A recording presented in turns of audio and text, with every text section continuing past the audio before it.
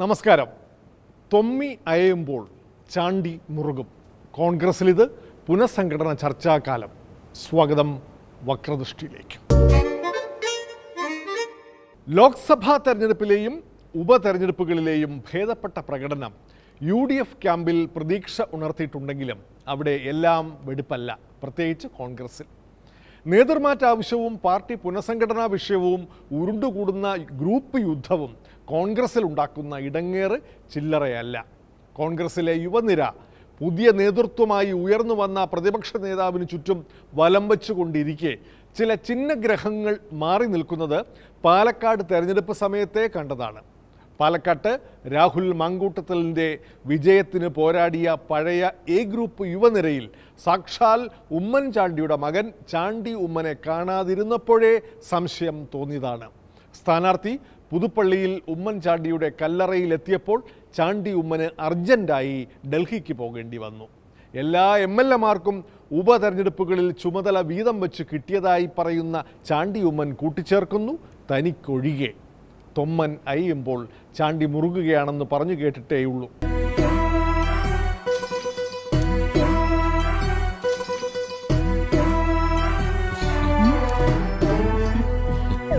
ഞാൻ ആ സമയത്ത് ചർച്ച ചെയ്യാതിരുന്നൊരു കാര്യമാണ്.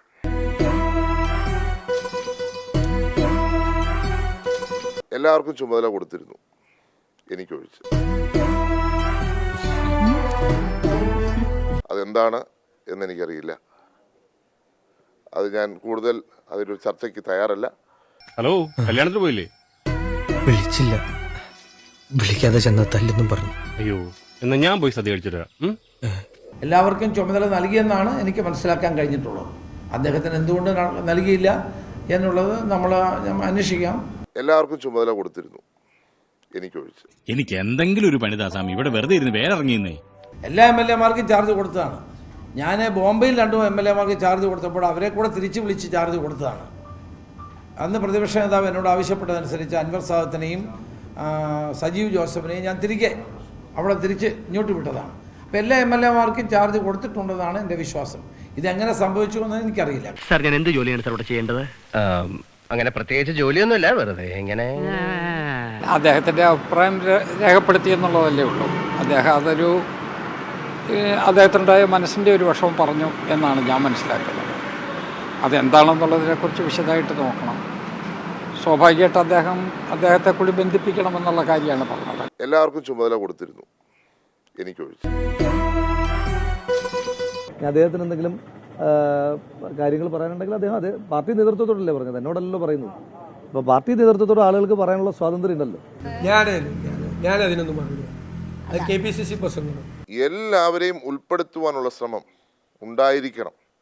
അതുണ്ടാവുന്നില്ല എന്നുള്ളതാണ് അതിൻ്റെ ഒരു യാഥാർത്ഥ്യം നിൽക്കുന്നത്. ചിലർ മാറ്റി നിർത്തപ്പെടുന്നു എന്നുള്ള യാഥാർത്ഥ്യമാണ്. അല്ല, തീർച്ചയായിട്ടും ഒരു പാർട്ടി ആകുമ്പോൾ എല്ലാവരെയും കൂട്ടി യോജിപ്പിച്ച് ഒറ്റക്കെട്ടായി കൊണ്ടുപോകേണ്ടതാണ് പാർട്ടി നേതൃത്വത്തിൻ്റെ ചുമതല. ഇല്ല, ഞാൻ അതിനൊന്നും മറുപടി പറയില്ല എന്ന് പറഞ്ഞാൽ നിങ്ങൾ അത് ഉണ്ടായിട്ടില്ല എന്ന് അദ്ദേഹം പറഞ്ഞിട്ടുണ്ടെങ്കിൽ അദ്ദേഹത്തോട് ആ കാര്യം സംസാരിച്ച് എന്താണെന്ന് നേതൃത്വം ബോധ്യപ്പെടും എന്നാണ് എൻ്റെ വിശ്വാസം. ഞാനൊന്നും മറുപടി പറയാം. വേറെ വല്ലതും ഉണ്ടോ? ചാണ്ടി ഉമ്മന്റെ പ്രതികരണം ഒറ്റപ്പെട്ട ഒന്നല്ല. വിമർശനത്തിന്റെ ലക്ഷ്യം ആരാണെന്ന് എല്ലാവർക്കും മനസ്സിലാകും.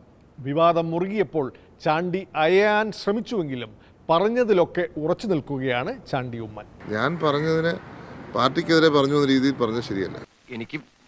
എനിക്ക് ചൊറിഞ്ഞ് വരുന്നുണ്ട് കേട്ടോ. പറഞ്ഞത് ചില കാര്യങ്ങൾ സൂചിപ്പിച്ചു എന്നുള്ള യാഥാർത്ഥ്യമാണ്.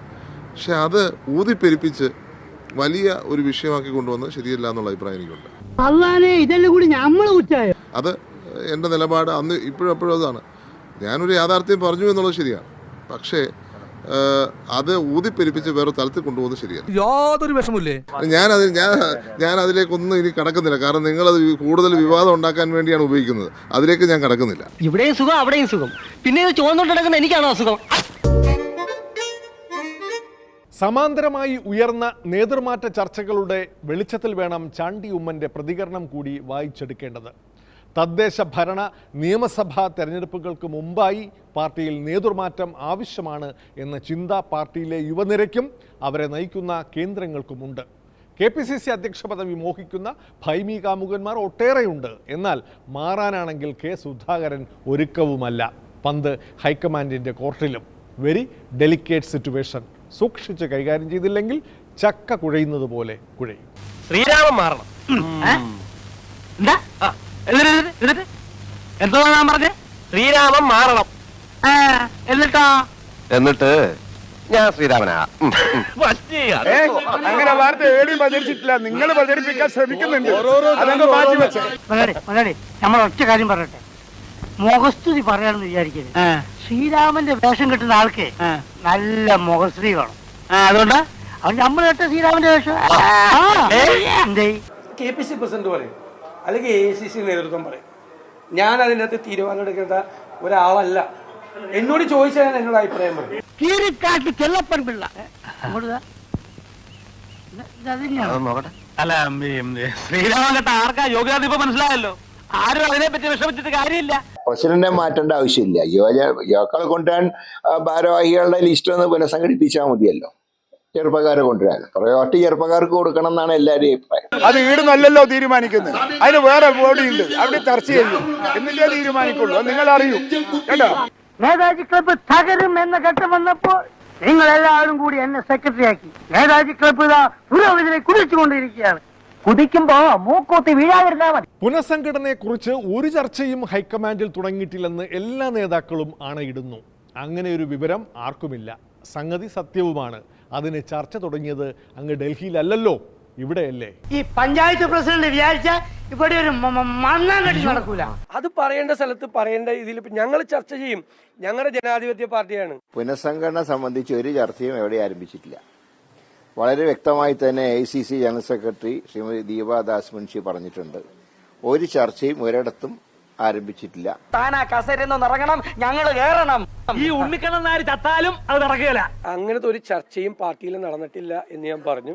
ഞാനുമായിട്ടൊരു ചർച്ചയും നടന്നിട്ടില്ല. എനിക്കറിയാവുന്ന ഒരു ചർച്ചയും പാർട്ടിയിൽ നടന്നിട്ടില്ല. ഇതെല്ലാ മാധ്യമങ്ങളിൽ വരുന്ന വാർത്തകളാണ്. അപ്പം അതിൻ്റെ അകത്തൊരു പ്രധാനപ്പെട്ട ലീഡർഷിപ്പിൽ ഇരിക്കുന്ന ഒരാളാണല്ലോ ഞാൻ അറിഞ്ഞിട്ടില്ല. നിനക്കറിയില്ലേ? പുനഃസംഘടന നടത്തണോ വേണ്ടേ എന്നുള്ള കാര്യത്തിൽ ഹൈക്കമാൻഡ് തീരുമാനം എടുത്തിട്ടില്ല. ആ നിലയ്ക്ക് തന്നെ അങ്ങനെ ചർച്ചയ്ക്ക് ഇപ്പോൾ പ്രസക്തിയില്ല.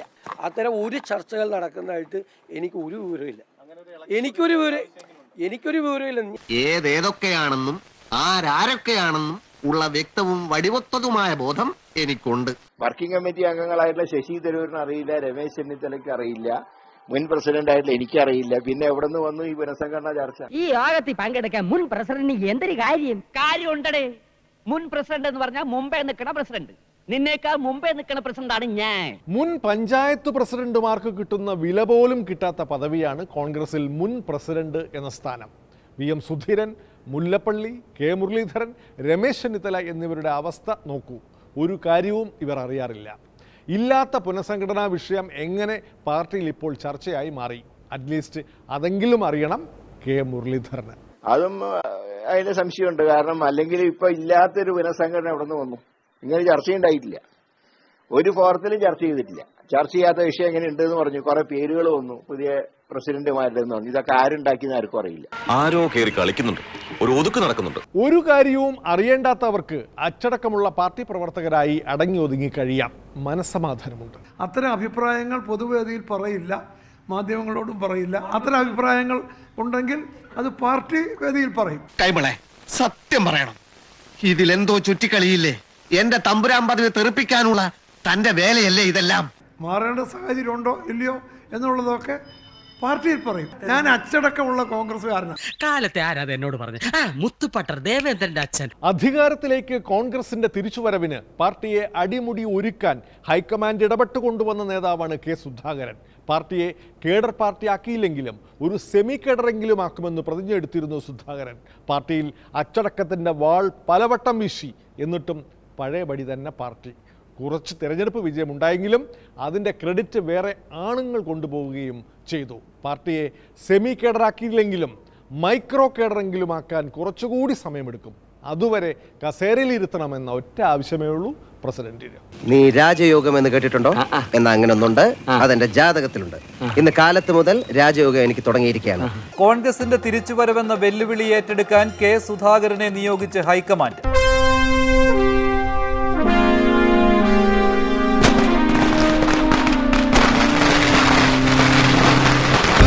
ുന്നു നാടുണ്ടിങ് കണ്ണാടിക്കല് പേരാണ്.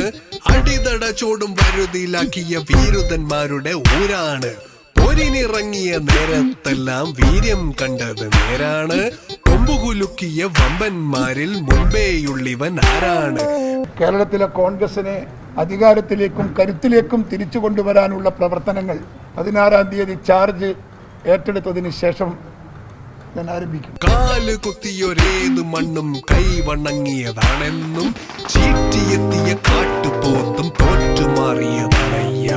കോൺഗ്രസ് ആദ്യമായിട്ട് സെമി കേഡറിലേക്ക് പോവുകയാണ്. എനിക്ക് കേഡർ പാർട്ടിയും കേഡർ സ്വഭാവമുള്ള പാർട്ടിയെ ഞാൻ കേട്ടിട്ടുള്ളൂ. ഇത് സെമി കേഡർ എന്താണെന്ന് താങ്കൾ ചോദിച്ച ചോദ്യം തീർച്ചയായിട്ടും ഞങ്ങളുടെ എല്ലാം യോഗത്തിൽ അദ്ദേഹം വിശദീകരിക്കും. അപ്പോൾ പറയാം. പഴകിക്രമിച്ച കാഴ്ചപ്പാടുകൾ മാറ്റിവെക്കണം. വർത്തമാനകാലത്ത് നാടിനെയും നാട്ടാരെയും കയ്യിലെടുക്കാൻ സാധിക്കുന്ന ആർജവത്വത്തിന്റെയും ആകർഷണീയതയുടെയും പര്യായമായി ഇന്ത്യൻ നാഷണൽ കോൺഗ്രസിനെ കേരളത്തിൽ മാറ്റണം. ഫോർ എക്സാമ്പിൾ, സൂചി വെച്ച് കുത്തിയ പൊട്ടിപ്പോകുന്ന ബലൂണുകളല്ല ഞങ്ങളാരും. അതിനുപയോഗിക്കുന്ന സൂചിയെ ബഹുമാനിക്കുന്നവരാണ് ഞങ്ങളാരും അങ്ങനെ പൊട്ടുന്നവരല്ല. ആ സൂചി പിടിക്കുന്ന കൈകളെയും ബഹുമാനിക്കുന്ന ആളുകളാണ്. കാരണം ഞങ്ങളൊന്നും മാധ്യമങ്ങൾ ഊതി വീർപ്പിച്ച ബലൂണുകളല്ല. അത് മൊത്തത്തിലുള്ളൊരു ബലൂണുകളെ കുറിച്ചിട്ടായി. ഞങ്ങളൊന്നും പൊട്ടൂല. ഞാൻ തന്നെ സൂചി തരാൻ തയ്യാറാണ്. ഇത്രയാണെങ്കിൽ നിങ്ങൾ ബഹളം വെക്കുന്ന ഞാൻ ഇറങ്ങി പോകുക. ഒരു കാര്യം പറയാം, നിശബ്ദരാവുന്നില്ലെങ്കിൽ ഞാൻ ഇറങ്ങിപ്പോ. നിങ്ങൾ ബഹളത്തിൽ പ്രസംഗിക്കാൻ നടക്കാവില്ല. എനിക്കിത് പറ്റുമെന്ന് തോന്നുന്നില്ല ഷാജേട്ടാ. പോരായ്മകളൊക്കെ ഉള്ളൊരു പാർട്ടിക്ക് പോരായ്മകൾ ഉണ്ടാകും, സ്വാഭാവികമാണ്. കോൺഗ്രസിന്റെ പ്രസിഡന്റ് KPCCയുടെ അധ്യക്ഷനായി സ്ഥാനം ഏറ്റെടുത്ത് 2 വർഷം കഴിയുന്നു. പ്രതീക്ഷിച്ചിടത്ത് എത്തിക്കാൻ എനിക്ക് സാധിച്ചിട്ടില്ല എന്ന് എനിക്ക് നല്ല ബോധ്യമുണ്ട്.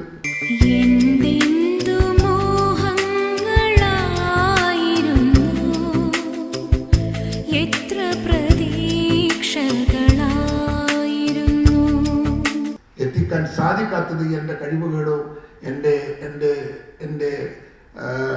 എന്താ പറയുക ബോധപൂർവമായ എൻ്റെ ഒരു നീക്കം കൊണ്ടോ അല്ല, മറിച്ച് സാഹചര്യത്തിന്റെ സമ്മർദ്ദമാണ്. എന്റെ സ്വപ്നങ്ങളെല്ലാം തകർന്നു.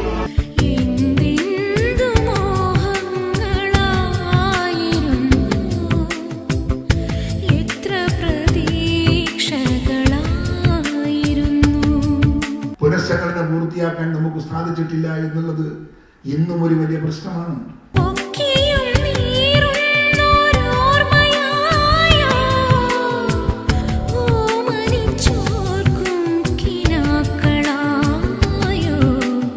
പുനഃസംഘടന പൂർത്തിയാക്കാൻ സാധിച്ചിരുന്നുവെങ്കിൽ ഇന്നത്തെ കോൺഗ്രസിന്റെ മുഖമല്ല ഈ കോൺഗ്രസിന് ഉണ്ടാവുക, മുഖം മാറുമായിരുന്നു. പുനഃസംഘടന പൂർത്തീകരിക്കാൻ സാധിക്കാത്തത് കൊണ്ട് സംഘടനയുടെ അടിത്തട്ടിലെ ദൗർബല്യം പരിഹരിക്കാൻ നമ്മൾ കണ്ടെത്തിയ COC നമുക്ക് പൂർത്തിയാക്കാൻ സാധിച്ചില്ല. അത് പലയിടത്തും നിന്നുപോയി. ആ നിന്നുപോയതൊരു വലിയ ദൗർഭാഗ്യമാണ്.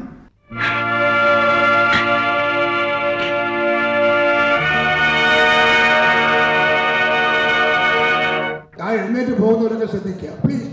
പ്ലീസ് അവിടെ നിൽക്ക്.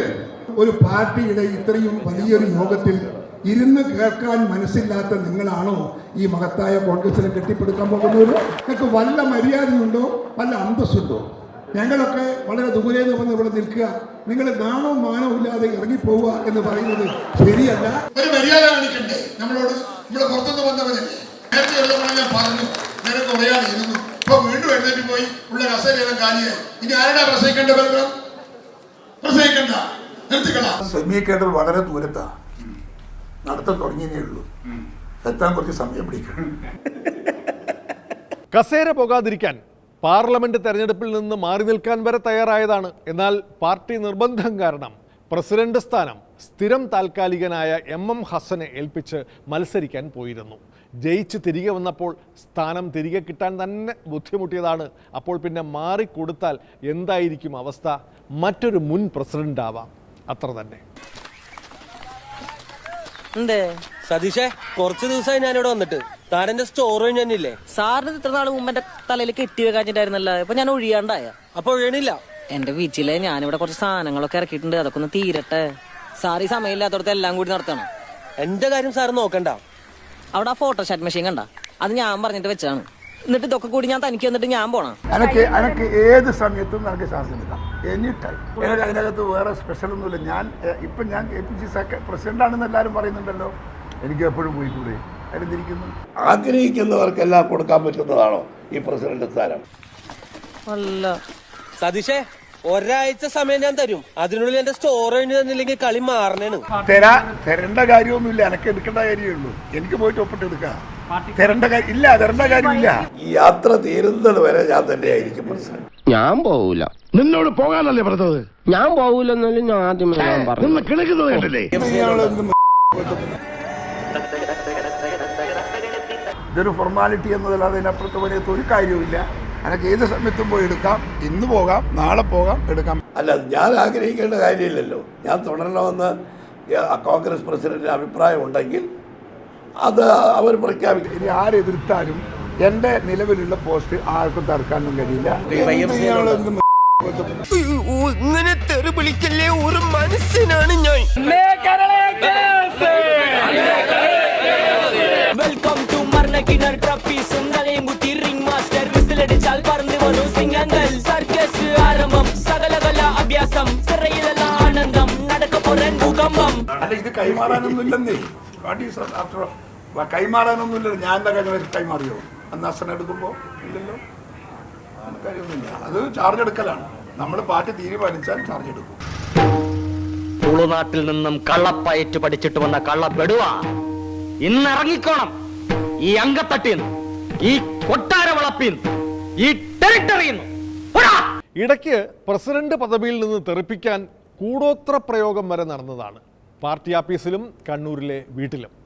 കോഴിത്തല, ചെമ്പുതകിട്, മുരിക്കിൻ പൂവ്, ആട്ടിൻകാട്ടം എന്നിവയിലായിരുന്നു പ്രയോഗം. തല പൊട്ടിത്തെറിക്കേണ്ടതായിരുന്നു. ഉഗ്രമന്ത്രവാദം പോലും ഏശിയിട്ടില്ല കടത്തനാടൻ പയറ്റിന് മുന്നിൽ. പിന്നെയല്ലേ രാഷ്ട്രീയ ചരടുവലികൾ. ഇവൻ എന്താ ചെയ്യാൻ പോകുന്നത്? യവൻ പ്രാഗും. സോമൻ തമ്മിയുടെ വീട്ടിന് മുമ്പ് ചെന്ന് നിന്ന് തല അറിഞ്ഞു പ്രാഗും. കെ സുധാകരനെതിരെ കൂടോത്ര പ്രയോഗമോ? തകിടുകളും രൂപങ്ങളും വീട്ടിൽ നിന്ന് കണ്ടെത്തി.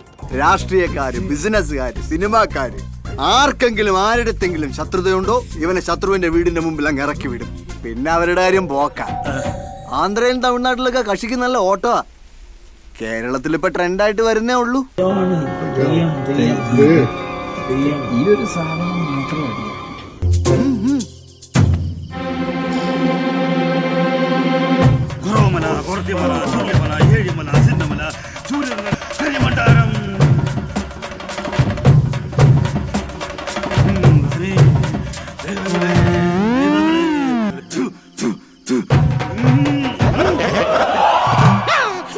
അറിയില്ല മോനെ.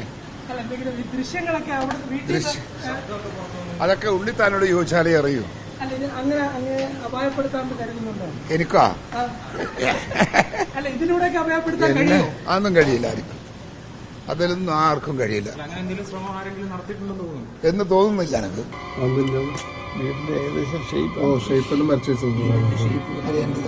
വീടുണ്ട്.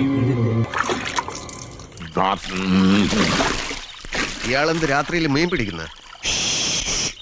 അങ്ങനെ ഇവിടെ ഈ ഓഫീസിലും അങ്ങനെ ആരെങ്കിലും ചെയ്തിട്ടുണ്ടോ എന്ന് പറയുന്നുണ്ട്. കോഴിത്തല, ചെമ്പുതകിട്, മുരിക്കും പൂ, ആട്ടിക്കാട്ടം, തളയ തളയ്ക്കാ ശ്ലോകം ചൊല്ലി 101 വട്ടം വെള്ളത്തിൽ മുങ്ങി. കണ്ടെടുത്തതാണോ? ഇത് കുറെ മുമ്പേ. നിക്ക് നേരെ വഴി പോണ്ട. ഇതിലേ പോ. ആ പരമദ്രോഹി ഇവിടൊക്കെ കുഴിച്ചിട്ടിരിക്കാവും. ഓനെ നീ മറികടക്കല്ലേ, പഴുത്തു പോവും. അവന്റെ മുമ്മയുടെ കൂടോത്രം.